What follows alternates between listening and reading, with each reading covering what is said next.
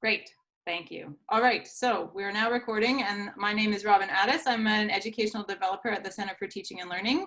I am doing this webinar for you today on designing remote final exams.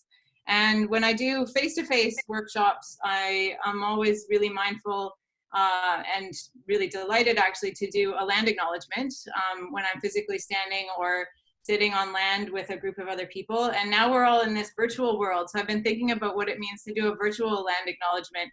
And I think one thing that's kind of exciting is that I'm sitting in my house, and I've never had to do a land acknowledgement for the land on which the house that I supposedly own sits. So I do know that the land where my house sits is still within the same region as Queens itself, where it's considered to be the traditional territories of the Anishinaabe and the Haudenosaunee people. But I also have been thinking as in preparation just about the history of the particular land where I'm on, which happens to be on Bath Road out towards Amherstview area, and thinking about this place as a place where historically Anishinaabe would have been, and then thinking about my friends down in Tyendinaga and their migration towards this area, and thinking about United Empire loyalists coming across the waters, and none of those people are my ancestry at all, and yet here I am now on this land that has such a long history of migrations and changes. So I think I'm just acknowledging today that history, and that I'm a part of that history. And I think in these current times, people often think about, you know, we are in a historical present, but I think that all the time when I think about a land acknowledgement. So that's kind of what I'm thinking about today. And I'd encourage all of you to think about, where are you, and what's the land that you're standing or sitting on right now, and what's that history and reality of that space. In terms of our session today, the general outline, as I've mentioned already, is that I'll do a sort of mini lecture or webinar for about 20 minutes, talking about some general considerations about offering remote exams, giving you a bit of a background on the ICE model that I'm going to rely on then to talk about a specific model for designing or planning out exams called a table of specifications. And I'll talk about how the ICE model can be combined with a table of specifications to help give you some ideas about planning exams.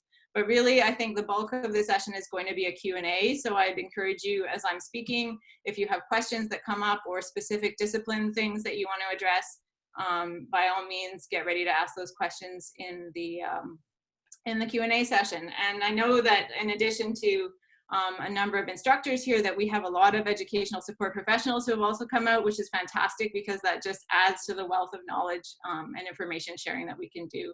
So I'd encourage everyone to not feel like you have to rely on me as a single expert, but feel free to crowdsource a little bit. I think one thing that's becoming evident to me in these times is that we're relying on each other and our relationships and our communications more than ever. So I'd encourage you to do that in this space too. Okay, so remote exams.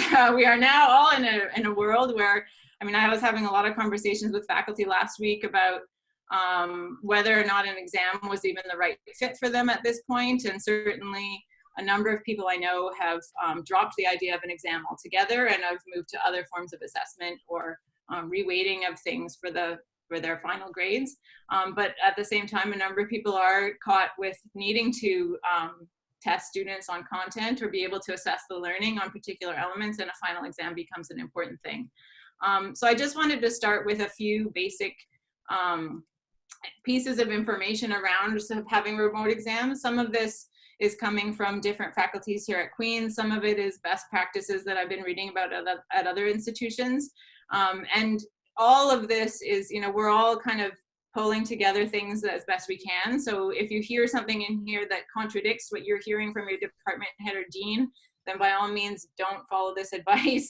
Follow the directives that you've been given by your superiors if you have them.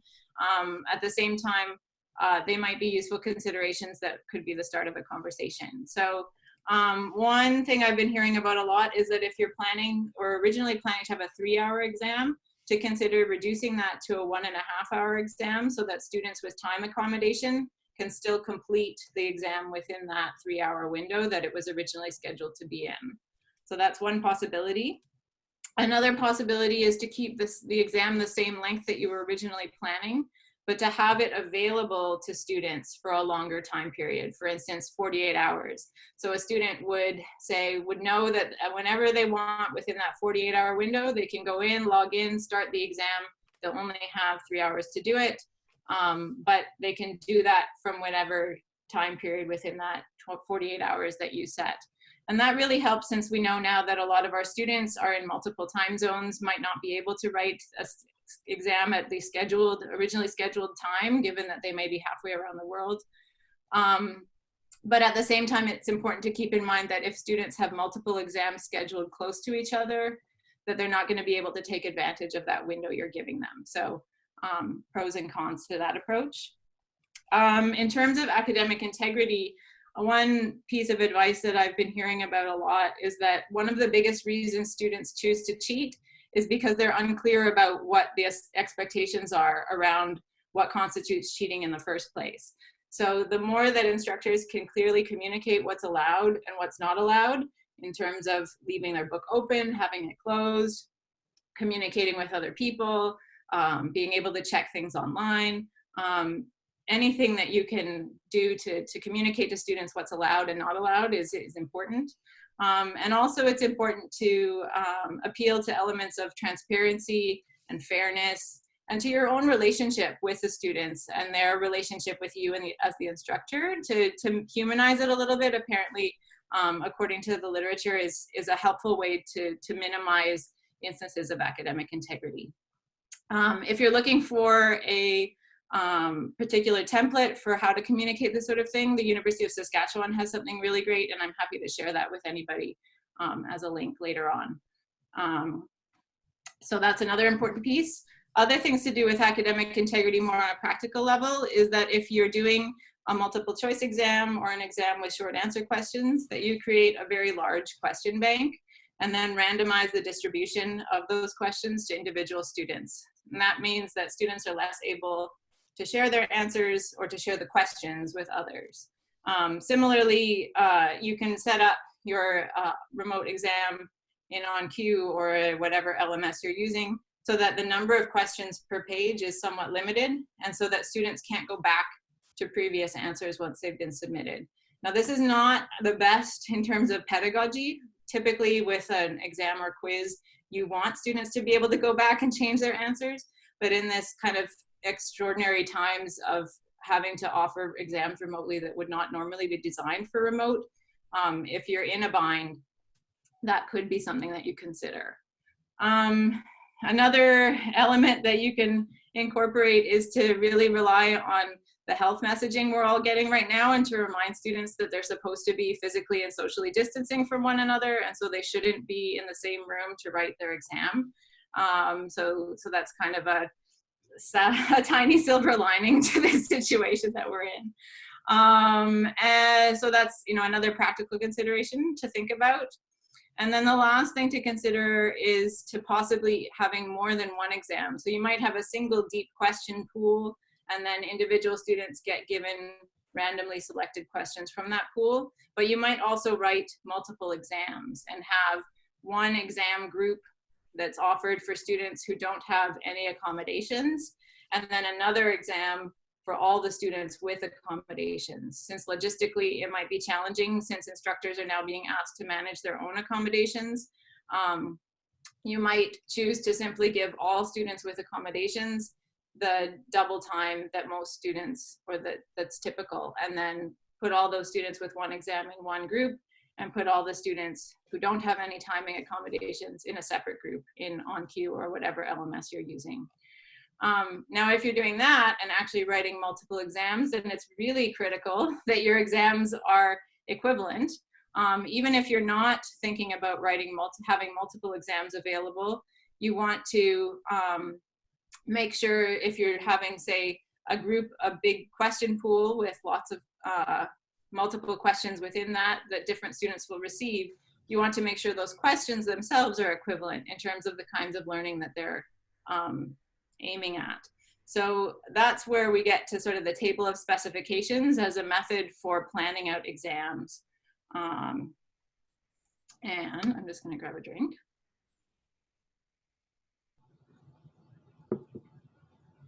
So the table of specifications, and I'll sort of take a step back and confess first and foremost that I am an educational developer working here at the CTL, but I was a faculty member for 5 years, and my background's actually in music theory. I'm not a PhD in education. So I've come to a lot of these ed development things from the faculty side of, oh, wow, here's this thing that I was doing that I had no idea there was a huge amount of literature on. And now I'm so grateful to learn about this literature. And so the table of specifications is one of those things that's been around the education literature for a long time, and was new to me until about a year ago when I heard about it from my boss, Sue Young. So basically what it is, it's a way of planning out the format and the questions in your exam so that you're assessing exactly what you want to assess.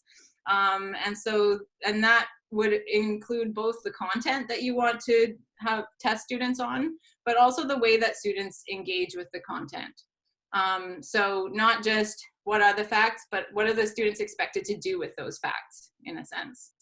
And even in a single, and it also allows you to, so as I said, it would allow you to assess complexity equally across multiple exams, because it lets you plan in advance, you know, what's my exam going to look like from a learning perspective? Not, oh, I want to have 10 questions, but what are those questions really testing students on? What are they assessing in terms of learning?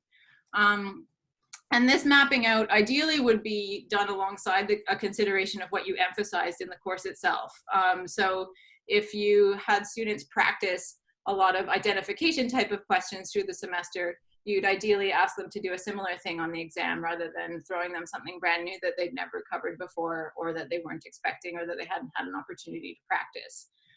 Similarly, if you spent 10 weeks on one topic and 2 weeks on another, then you'd want to consider the balance of how much time or space you give to particular topics on your exam.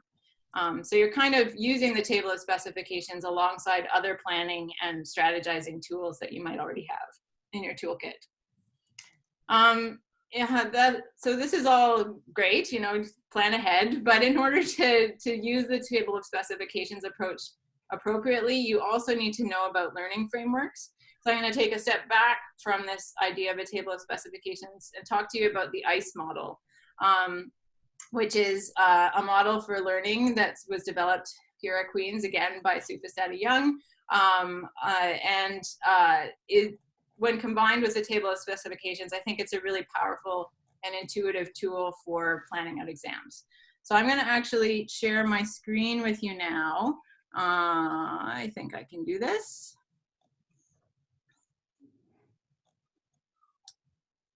So you should be able to see my slides. And you should also be able to see all the different participants in this session down the side of your screen. If you pick the medium-sized rectangle, then what you should be able to see is just whoever the active speaker is, which should be me. So you can choose what view you want for this screen share portion. I have a few slides just because I think that they're helpful information, but hopefully it won't be too onerous. So I'm going to minimize this so that you can see the slides. There we go. Okay, so the ICE model has 3 parts: ideas, connections, and extensions.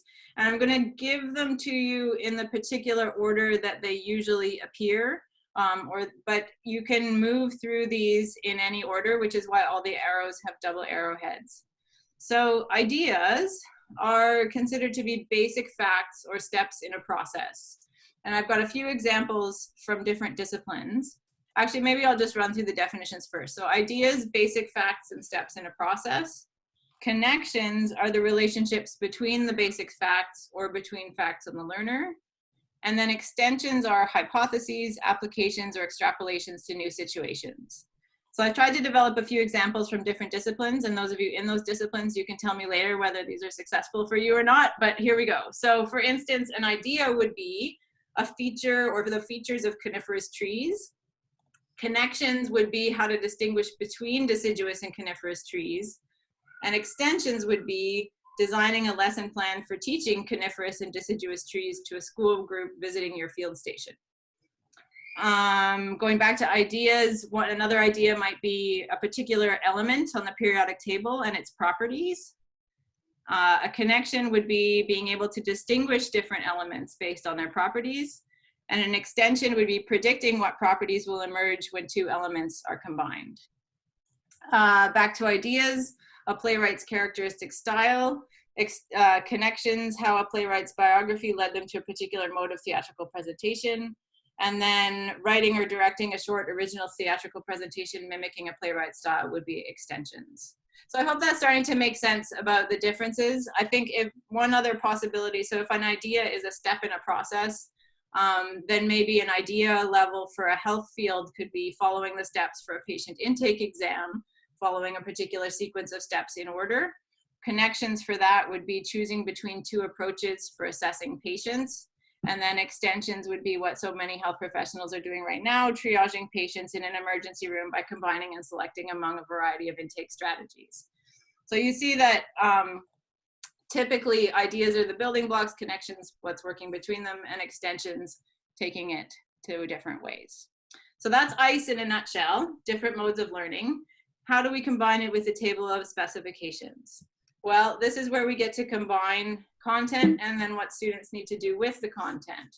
So here's the general model of the table of specifications. Now what you can see here in this table are that along this side is the content. So these are the topics you've covered in the course and that you want to test. And in here you'd be as fine-grained as you like. I'm going to show you a couple of discipline-specific examples in a second, but I'll just talk you through the table first. So these are the topics you've covered. And then ideas, connections, extensions. Those are how you want students to engage with those topics, whether you want them to engage with them at an ideas level, a connections level, or an extensions level. And you're also including here the total point value or percentage that you're assigning to each of these areas within the topic that you have. And then your totals lines allows you to see how your plan is working out proportionally. And then to think of or react to that once you see it and be able to say, does this match the learning outcomes that I have for my course? Does this match the learning activities that I had all semester?